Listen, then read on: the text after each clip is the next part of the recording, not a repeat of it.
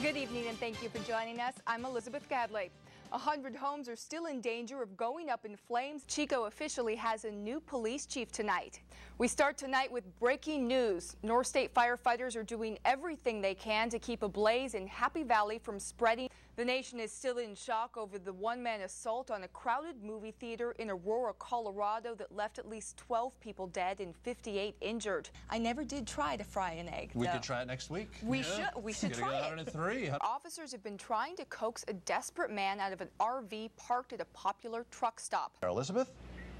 Kara Allen, hundreds of people have been out here in front of the Chico Walmart to learn some very valuable lessons, but also to have fun. The GPS device will give you the coordinates, but they're only accurate within about 6 to 30 feet. So it'll still take a little bit of looking before you can find the actual cache. The fire department doesn't even have enough room for all of their vehicles, and when their main engine is parked inside, volunteers can barely get to their gear. Finally tonight, more than 1,000 in Chico strapped on their running shoes and stripped off their clothes, all for a good cause. I was out there and I actually saw more of Chico than I ever expected to. I bet you did. A whole lot more.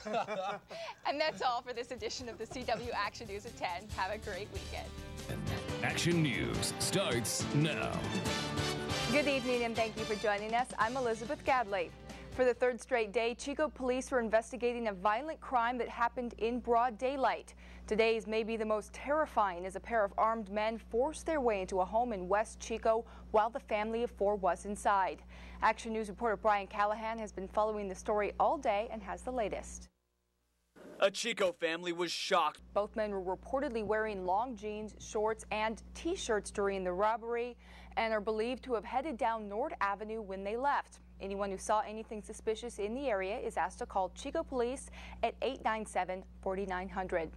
Chico police are searching for 2 suspects in an early morning carjacking that happened not far from the home invasion robbery. Officers say 2 men armed with a handgun and shotgun confronted the driver of a Mercedes as he was leaving the Chevron station at Nord and West Sacramento Avenue around 3 this morning. Officers say one suspect blocked the path of the car, the other hit the victim in the face and pulled him out of the car. The victim was then reportedly kicked in the head and body before the suspects left the car. The carjacking came less than 24 hours after a man was robbed at gunpoint during an alleged drug deal. It appears the suspects are described as a black man in his 40s and a white man in his 20s. The car is a tan 2003 Mercedes with a Washington license plate. Anyone with information is asked to call Chico Police at 897-4900.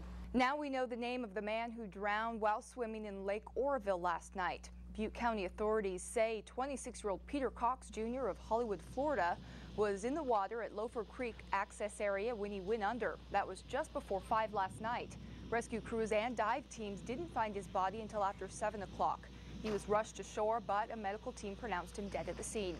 Park rangers believe he may have overexerted himself, and that may have contributed to his death. They say they don't believe alcohol played a role, but they haven't ruled out the possibility. Now to the fires burning across the North State. In Trinity County, a blaze is still threatening 50 homes in the Shasta Trinity National Forest near Del Loma. The flat fire, which started Wednesday, is now 30% contained with more than 1,000 acres burned. The fire forced the closure of Highway 299 west of Weaverville for several hours, but the highway reopened yesterday to one-way controlled traffic.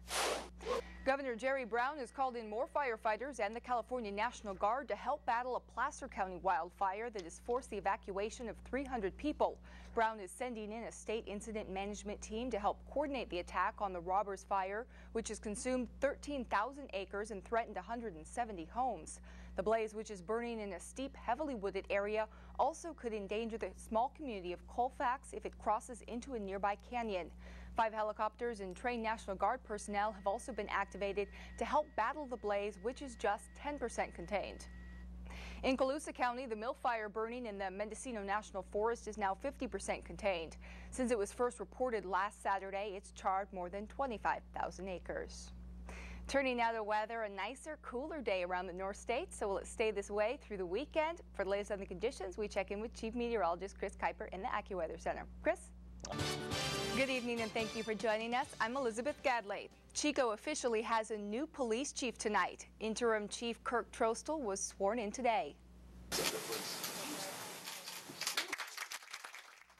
The 24-year law enforcement veteran takes over for Chief Mike Maloney, who retired in April.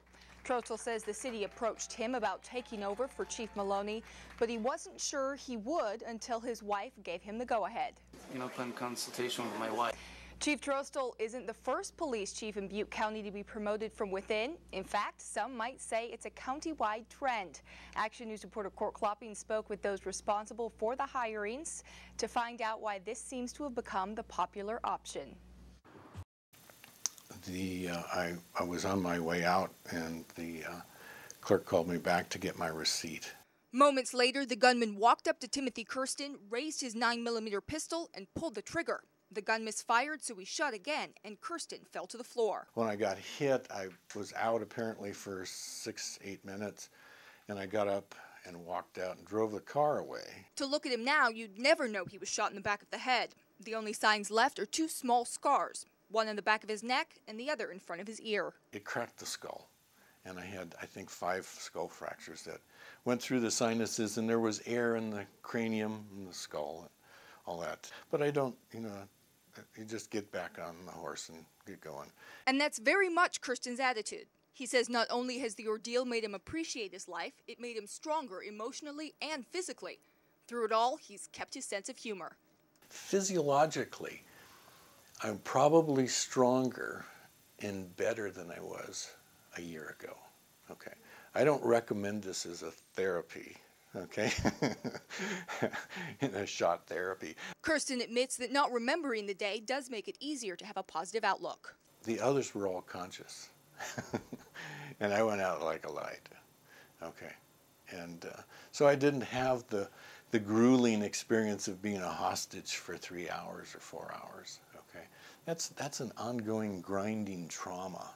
1 year later, all 3 employees who were held hostage inside this bank are still working here.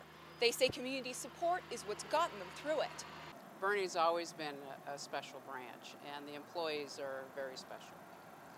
It says a lot about the support that they have from the community. Pretty much everyone involved says they're focusing on the future and trying not to spend too much time looking back at the past and that fateful day. We're feeling very good about, reaching this milestone and